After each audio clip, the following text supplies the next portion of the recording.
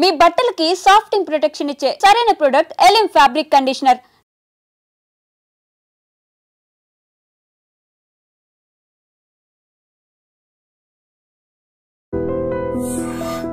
దళం వచ్చింది కాబట్టి దళంతో పాటు లోపలికి వెళ్ళారు. అవును సార్. ఏం చేసేవారు లోపలికి వెళ్ళి? ప్రజల కోసం మేము ఏం చేస్తామంటే లోపలికి వెళ్ళిన తర్వాత ఎవరన్నా ఎమ్మెల్యేలు ఎంపీలు అంటే వాళ్ళు ఎవరన్నా బెదిరించడానికి ఎవరన్నా ఊర్లోకి వస్తే వాడికి తీసుకురావడం. ఎవరికి ఇచ్చారు వార్నింగ్? జర్రెల్లో ఎంపీటీసీ ఉన్నాడు అప్పుడు. ఎందుకు వార్నింగ్ ఇచ్చారండి? మేము ఉద్యమాలు ఉన్నప్పుడే అతను బయట ఉండి మీరు ఇంత మనీ కట్టాలి, డబ్బులు కట్టాలి అనేసి అనేవారు. అలా తీసుకొని కింద ఎన్కౌంటర్ చేసాం. 3 సంవత్సరాల్లో 8 ఎన్కౌంటర్ల నుంచి తప్పించుకున్నారు.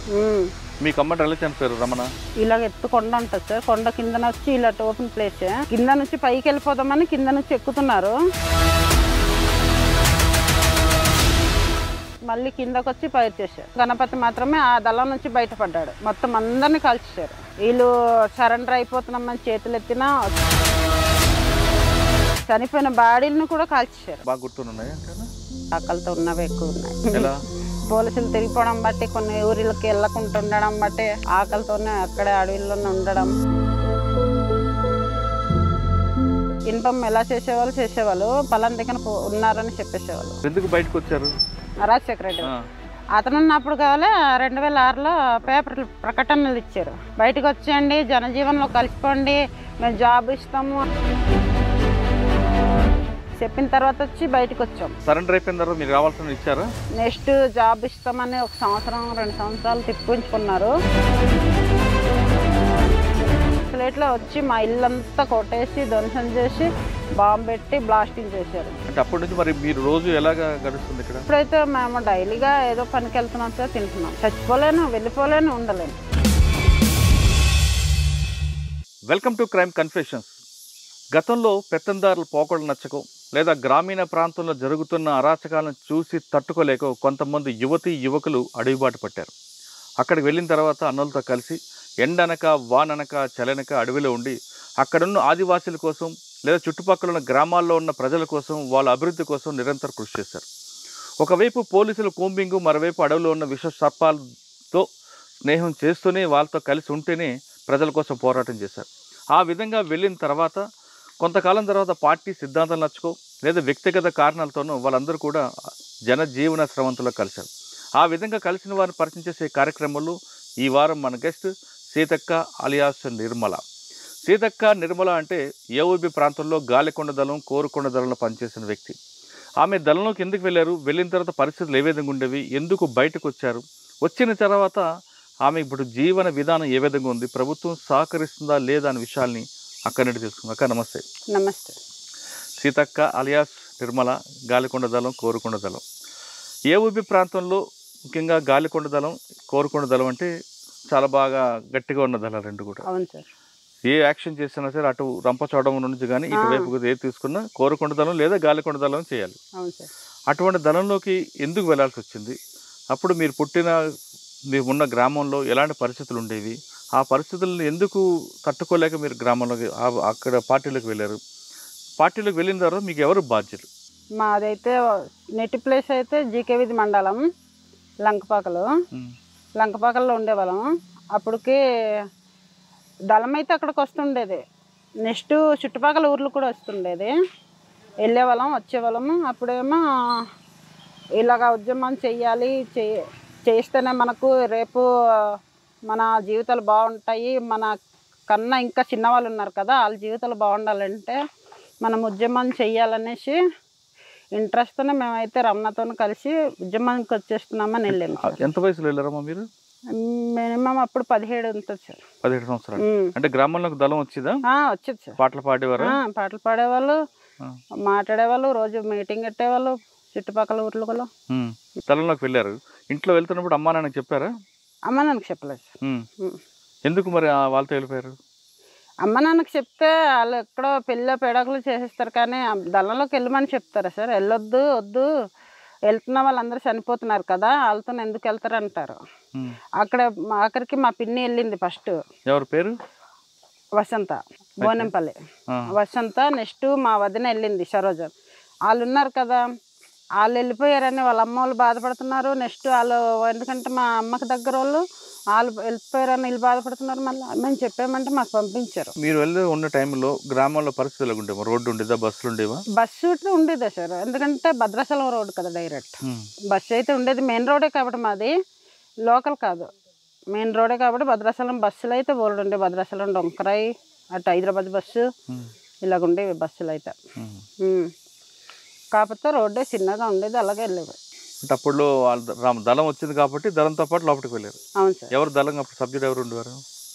అది పద్మ, నెక్స్ట్ గణపతి, అనిత, శంకరు, వీళ్ళందరూ ఒక సబ్బులు. కుమారి కూడా ఉండేది. ఇంకొకటే ఈ కుమారి కాకుండా రవి వాళ్ళ ఆవిడ కాదు, ఇంకొకటే.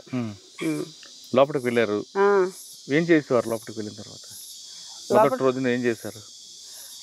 ఉద్యమాల కోసం చేస్తాం సార్, ప్రజల కోసం. మేము ఏం చేస్తామంటే లోపలికి వెళ్ళిన తర్వాత మళ్ళీ ఇప్పుడు ఏదన్నా చెయ్యాలన్నది మనం ఇంకా కంప్లైంట్ చేసుకోవాలి కదా. దళంతో పాటు తిరిగేవారా?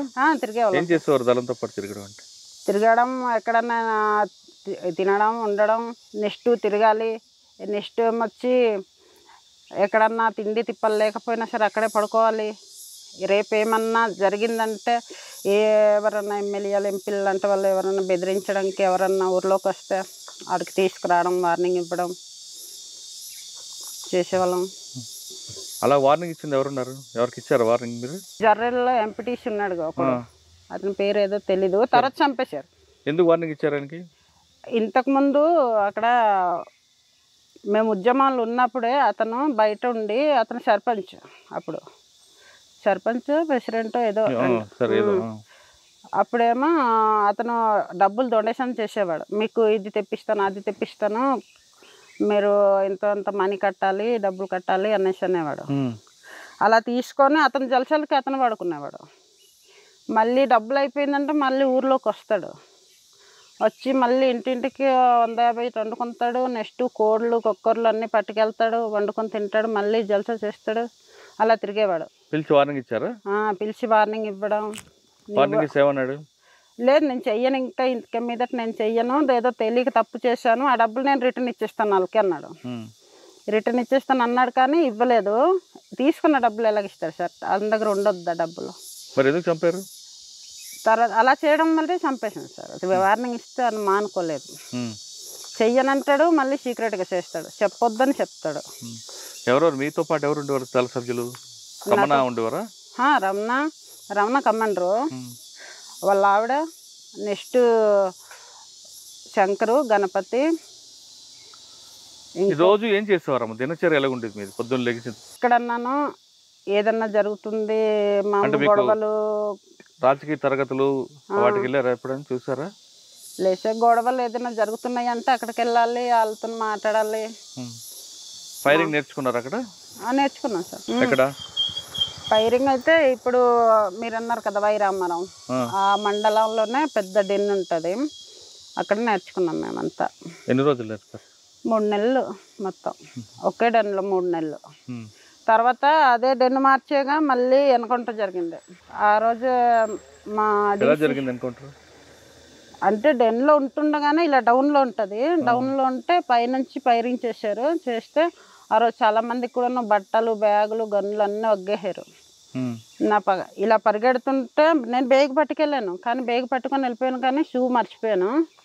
కాలంతా రత్నం వచ్చేస్తుంది, ఒక పక్క ముళ్ళు, ఒక పక్క రక్కేసింది, ఒక పక్క తొక్కేసింది, గరువులు దున్నేసి ఉన్నాయి ఫుల్లుగా. ఇదే టైం అప్పుడేమో నా పక్కనే నేను ఇలాగ వెళ్తున్నాను, నా పక్క నుంచే కైలేశం సార్ వస్తాడు, పక్కనే పడిపోయాడు, చనిపోయాడు, బుల్లెట్ తగిలేసింది. ఇలా తిరిగి చూసేసరికల్లా ఇంకా ఆడు కొట్టేసుకుంటున్నారు, నేను లేపే పరిస్థితిలో లేదు, ఓపెన్ ప్లేస్ మొత్తం. అతను చనిపోయారు. ఇంకా నేనే సగం దూరం దాకా వెళ్ళి బ్యాగ్ మొయ్యలేక నేను బ్యాగ్ పడేసాను. మిమ్మల్ని తీసుకువెళ్ళిన తర్వాత అక్కడ తుపాకులకు పట్టుకోకుండా బరువులు, బ్యాగులు మోయించడానికి తీసుకెళ్తారని పోలీసులు అంటుంటారు, వాస్తవం? లేదు సార్, ఎవరి దగ్గర జల మోసుకోవాలి, బట్టలు, షూ, ప్లేటు, గ్లాసులు.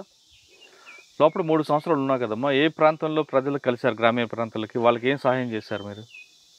సహాయం అంటే వాళ్ళకి ఏదంటే ఇప్పుడు హానికరంగా ఏదన్నా జరుగుతుందనుకో అదైతే మేము కంపల్సరీగా న్యాయం చేస్తాం సార్. అలా మీకు బాగా గుర్తుండిపోయిన సంఘటన ఉందా అక్కడ అడవిలో? కిండింగు ఏం జరిగింది అక్కడ? వాళ్ళకి ఇంతకుముందు ఆ ఊర్లో కుమారి అని ఒక అమ్మాయి ఉండేది. ఆ అమ్మాయిని ఇంటికి వచ్చిన తర్వాత పోలీసులు వచ్చి రోజు వేధించేవాళ్ళు. కానీ ఆ ఊరికి పోలీసులు రాకుండా గరికిబంద డెన్ నుంచి మొత్తం అడ్డుకొని చుట్టి మొత్తం కిండెం కింద ఎన్కౌంటర్ చేసాం గట్టిగానే. అప్పటి నుంచి ఆ ఊరికి ఇంకా పోలీసులు రావడం గట్రా చేయలేదు ఆ ఏరియాకి. ఎందుకంటే బాగా లోయలు ఉండిపోయారు. కాకపోతే మేము కాల్చలేదు, పోలీసులు ఎక్కువ కాల్చారు బుల్లెట్లు. ఎందుకంటే మేము కాల్చిన బుల్లెట్లు అయిపోతాయి, ఖాళీ అయిపోతాయి. సరిగ్గా షూట్ చేయకపోతే బుల్లెట్ వేస్ట్ అయిపోతాయి. అందుకనేసి మేము కాల్చలేదు, వాళ్ళే కాల్చారు. ఇంకా అక్కడికి అటు నుంచి అటు వస్తే రాలేదు. ఇంకా మేము ఆ రోజు తిండిలే తిప్పలేదు. పైకి ఎక్కేసాం, మొత్తం అందరూ ఒక గోతులో వెళ్ళిపోయారు. మేము పైకి ఎక్కేసిన తర్వాత నేను ఇంటి దగ్గర కిండెంకి వెళ్ళి ఊర్లో దాక్కున్నాను. మళ్ళీ ఊర్లో దాక్కున్నాను. మీరు ఇక్కడికి వచ్చారు కదా దళంలోకి, పోలీసులు మీ అమ్మగారు మీ అమ్మ నాన్న ఇంటికి వెళ్ళలేదా? మా అమ్మ నాన్న ఇంటికి కలిసారు, వెళ్ళలేదు. 3 సంవత్సరాల్లో 8 ఎన్కౌంటర్ల నుంచి తప్పించుకున్నారు. ఆ 8 ఎన్కౌంటర్లు చెప్పండి, ఒక్కొక్కటి మీకు బాగా గుర్తుండిపోయినవి. మా పక్కన కైలేసం చనిపోయింది ఒకటి సార్. నెక్స్ట్ కిండెంగ్ది ఒకటి. నెక్స్ట్ మా ఇప్పుడు ఈ చిత్రకొండ దగ్గర ఏదేదో ఊరు ఉంటుంది, ఎక్కజనబ దిగజనబ మొత్తానికి. ఆ దిగజనబ దగ్గర ఒక ఎన్కౌంటర్ జరిగింది, అక్కడ ఒకటి. నెక్స్ట్ వచ్చి మా కమాండర్ చనిపోక ముందు ఇంకో ఎన్కౌంటర్ జరిగింది అదే ఏరియాలో, కోరకొండ ఏరియాలో. ఏ ఊరు అది? దారకొండ ఇటుపక్కే, దారకొండ సైడ్ కాదు, దారకొండకి ఇటుపక్కే. అదేదో ఊరు శనగల ఊరట ఊరు. అక్కడ ఒకటి జరిగింది. అక్కడ నుంచి వచ్చి నెక్స్ట్ ఇటుపక్క గాల్కొండ సైడ్ ఉన్నాం, కానీ మాకు జరగలేదు, మా పక్క దళంకి జరిగింది. మేమైతే ఆ రోజు వేరే డెన్కి వెళ్ళిపోవడం జరిగింది, వేరే ఏరియాకి. మా కమాండర్ చనిపోయినప్పుడు అయితే నేను మా దళంలో లేదు ఆ రోజు. మీ కమాండర్ ఎలా చనిపోయారు? రమణ ఎత్తులో ఇలాగ ఎత్తు కొండ ఉంటుంది సార్, కొండ కిందన వచ్చి ఇలా ఓపెన్ ప్లేసే. ఈ టైం కూడా కాదు, బాగా సమ్మరే. అప్పుడేమో కింద నుంచి పైకి వెళ్ళిపోదామని కింద నుంచి ఎక్కుతున్నారు. మేము పొయ్యి వేసుకున్నారు, టీ పెట్టుకుందామని. పొయ్యి వేసుకుంటే పొగ చూసి వచ్చి పట్టుకున్నారు. ఆ పైనుంచి వెళ్ళిపోతున్నారు ఎక్సెల్ పోలీసులు అయితే. పైనుంచి వెళ్ళిపోతుంటే కిందన ఓపెన్ ప్లేస్ మొత్తం కోరకొండ ఆ ఊరు మొత్తం. అప్పుడేమో పైనుంచి చూసి మళ్ళీ కిందకు వచ్చి ఫైర్ చేశారు. మా ఒక్కడు మాత్రం, గణపతి మాత్రమే ఆ దళం నుంచి బయటపడ్డాడు. మొత్తం అందరినీ కాల్చేశారు, చంపేశారు. వీళ్ళు సరెండర్ అయిపోతున్నామని చేతులు ఎత్తినా వచ్చి దగ్గరకు వచ్చి చనిపోయిన బాడీలను కూడా కాల్చేశారు. మీరు ఎలా తప్పించుకున్నారు మరి? ఆ రోజు లేదు సార్ అక్కడ. మాకు వేరే దగ్గర వేరే ఫైల్స్ ఏదో ఉంటే ఎవరిది పంచాయతీ మామూలు ఇవే గొడవలదే, అవి వేరే వాళ్ళకి రవి వాళ్ళకి ఇవ్వడానికి వెళ్ళాం. రవి వాళ్ళ దగ్గరే ఉన్నాం ఆ రోజు. మేము కూడా అక్కడే ఉండవలసింది, లేకపోతే వాళ్ళకి ఇచ్చేసి సివిల్తో వెళ్ళాం మేమైతే. యాక్చువల్ అక్కడ ఇచ్చేసి రావాలి, వేరే ఊరికి కలుస్తాం మేము. యాక్చువల్గా ఊరి నుంచి వేరే ఊరికి అక్కడ వచ్చేసరికి మేము దళం ఉంటుంది. దళ కమాండర్ చనిపోయారు కదా, దళ కమాండర్ మరి అదే దళం ఉన్నారు, మారారా మీరు? అంటే మారిపోయాం సార్, రవి దగ్గరికి వెళ్ళిపోయాం. రవి కరుణ. ఏ దళం అది? గాలికొండ దళం. గాలికొండ వాళ్ళ దగ్గరికి వెళ్ళిపోయాం. అక్కడ ఎంతకాలం చేశారు? అక్కడ ఉన్నాం సార్ 1 year. వనిత వాళ్ళు చనిపోయిన తర్వాత. ఆ సంవత్సరంలో మీకు బాగా గుర్తుండిపోయిన సంగతి చెప్పండి. ప్రజలకు ఏం చేసాం, లేదంటే పోలీసులు ఏం చాలా తప్పించుకున్నాం? పోలీసుల నుంచి అయితే తప్పించుకున్నాం సార్. చాలా ఎన్కౌంటర్లు జరిగాయి. అప్పుడేమో ఇది అది ఎన్కౌంటర్లు జరగడం, తిండి తిప్పలు లేకపోవడం చాలా జరిగింది. ఎందుకంటే ఊర్లో ప్రజలు సపోర్ట్ మానేశారు, తర్వాత సపోర్ట్ చేయడం ఆపేశారు. ఎందుకంటే పోలీసులు వచ్చి ఇది తీసుకుపోయి జాబులు ఇస్తాం అది ఇస్తాం అనేసి టౌన్లోకి తీసుకెళ్ళడం. మళ్ళీ వాళ్ళకి జాబులు ఇచ్చారో లేదో తెలియదు, కానీ వాళ్ళైతే వచ్చి మళ్ళీ రివర్స్ తిరిగిపోయారు. ఎందుకంటే పలందికన ఉన్నారనేసి చెప్పమని చెప్పేవాళ్ళు కదా పోలీసులు. అప్పుడు పలానా చోటన ఉన్నారని చెప్పండి అనేసి ఊర్లో ఒక 2-3 పోలీసులు సెట్ చేసేసుకున్నారు. కానీ మీరు 3 సంవత్సరాల్లో మీరు చేసిన అటాక్ చెప్పండి. ఒకటేనా? రేవు కోటలు చేసాం సార్. ఏం చేశారు? వాళ్ళు వస్తుండగానే డైరెక్ట్ కాపలా కాసి డెన్నేసి డైరెక్ట్ బాంబులు పెట్టాం. ఎవరు చనిపోయారు? పోలీసులు చనిపోయారు సార్. ఎంతమంది? ఇంతమంది 6 మంది 7 మంది చనిపోయారు. మొత్తం చాలా దెబ్బలు తగిలింది. ఎందుకంటే దగ్గరకు వస్తే బ్లాస్టింగ్ అయ్యింది బాంబులు. కొన్ని బాంబులు బ్లాస్టింగ్ అవ్వలేదు. మీరు బ్లాస్ట్ చేశారు కదా, అక్కడి నుంచి ఎలాగా మీరు పారిపోయారు? మాకు మీద నుంచి ప్లేస్ ఉంది సార్, వాళ్ళు వెళ్ళడానికి రావడానికి అవ్వదు. అంటే మేము మీదన ఉన్నాము. 2 days కూర్చొని పోలీసులు వస్తారని తెలిసి అప్పుడేమో వస్తున్నారని తెలిసి ఇదే దారి నుంచి వెళ్తారనేసి బాంబులు పెట్టారు. అది కాకుండా ఇంకా బాగా గుర్తున్నాయి? ఇంకా గుర్తున్న సంఘటనలు అయితే ఆకలితో ఉన్నవి ఎక్కువ ఉన్నాయి. ఆకలితోనా? ఎలా అంటే కొన్ని టైంలో తర్వాత ఈ పోలీసులు తిరిగిపోవడం బట్టి కొన్ని ఊరిలోకి వెళ్ళకుండా ఉండడం బట్టి ఆకలితోనే అక్కడే అడవిలోనే ఉండడం. ఒక 2-3 ఊర్లో సెట్ చేసుకున్నారంటే ఇప్పుడైతే సిగ్నల్ లేదు, కానీ ఇప్పుడైతే సిగ్నల్ అయిపోయింది. అప్పుడు పోలీసులకి ఇన్ఫార్మ్ ఎలా చేసేవాళ్ళు పలానా దగ్గర ఉన్నారని చెప్పేసేవాళ్ళు.